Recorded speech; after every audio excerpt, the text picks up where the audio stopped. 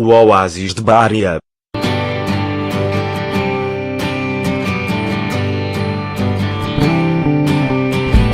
Longe, muito longe e distante, em pleno deserto egípcio, situa-se o estranho oásis de Bária. E o que haveria de especial e de tão secreto nele? Nada, ou melhor, tudo.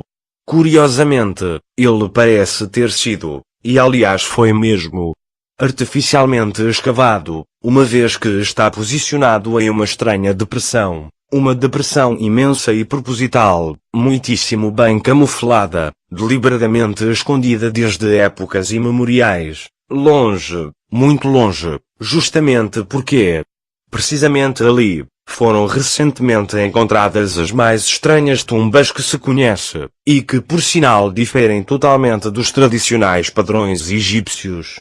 E novamente aqui temos a presença do Dr. Zawiya Uas, do Conselho Supremo de Antiguidades e ao que tudo indica uma espécie de interventor do governo egípcio que evoca para si todas as escavações e prospeções arqueológicas, exatamente as que podem ser enquadradas na categoria de embaraçosas.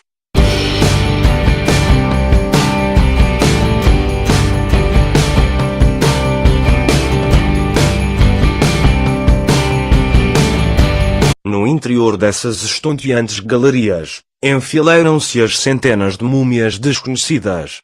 E onde quer que se escavem surgem sarcófagos às dezenas, parecem mesmo brotar de todos os lados.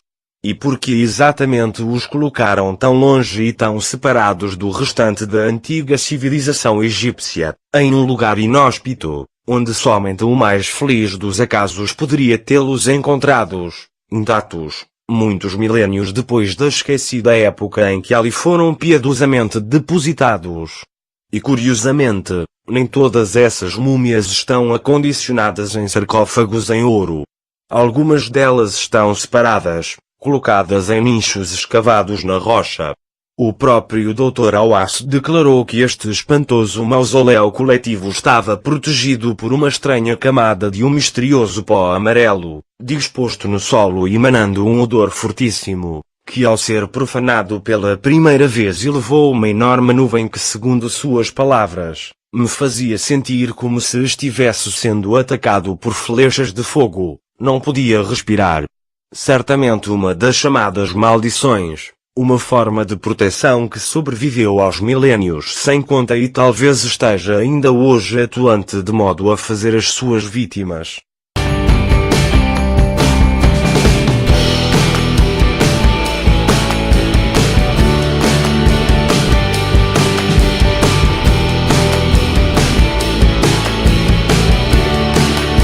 E os belíssimos murais estão espalhados por todos os lados.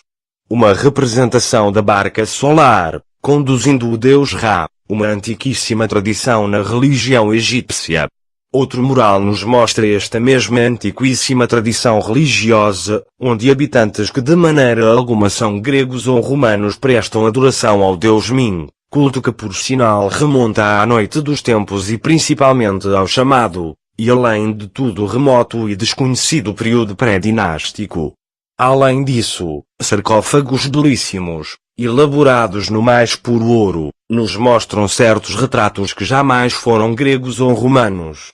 Afinal de contas, que estranha e desconhecida raça era mesmo essa, cujos impressionantes vestígios dourados parecem brotar do próprio solo quanto mais se escava? E a sua antiguidade é inegavelmente tanta que alguns sarcófagos fundiram-se através das eras que o solo arenoso ficando literalmente fossilizados.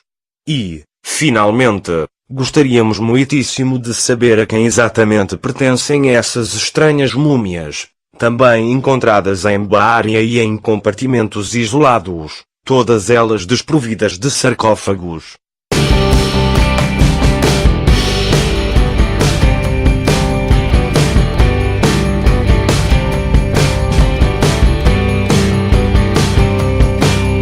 Não restam mais quaisquer dúvidas, ou somente não enxergam aqueles que não querem, ou ainda os que comodamente fingem que não veem.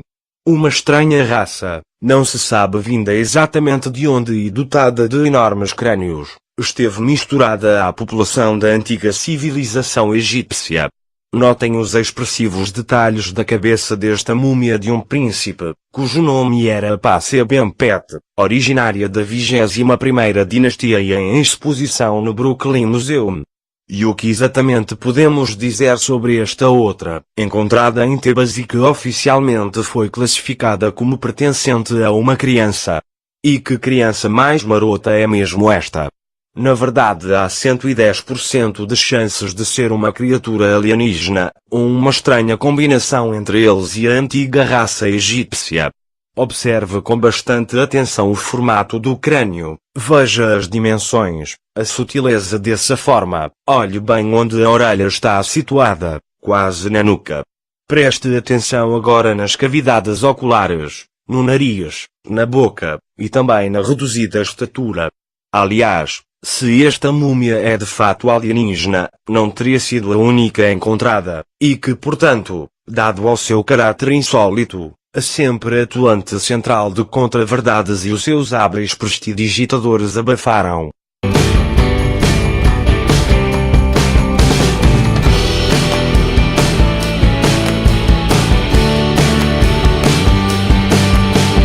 Agora, responda rápido, porque exatamente os mumificadores e os sacerdotes que supervisionavam esses rituais no Antigo Egito não preservaram os cérebros de todas as múmias.